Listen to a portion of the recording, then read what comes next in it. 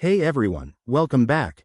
If you're dealing with Paytm in 2025 and need to transfer money from your Paytm bank account to your wallet, you're in the right place. This process is straightforward, but with updates to the app for better security and user experience, let's walk through it step by step. Why bother? Well, having funds in your wallet makes everyday payments a breeze, like buying groceries or recharging your phone on the go.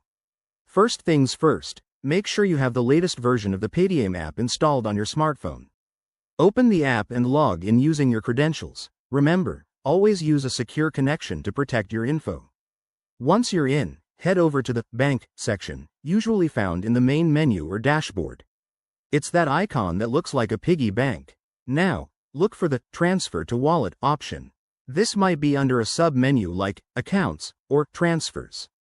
Tap on it, and you'll see a form pop up. Here, enter the amount you want to transfer.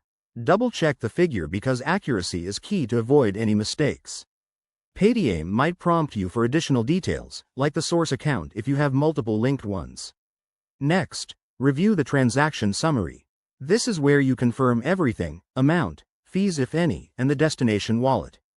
For security in 2025, you'll likely need to verify with an OTP sent to your registered mobile number or use biometric authentication like fingerprint or Face ID. Once verified, hit confirm, and voila, the money should reflect in your wallet almost instantly. Keep in mind, transfer limits and processing times can vary based on your account status, so if you're a new user, you might have daily caps. If you run into any issues, Paytm's Help Center is just a tap away.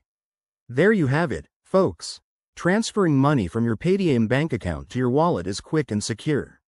If this tutorial helped you out, hit that like button, subscribe for more finance tips, and drop a comment below if you have questions.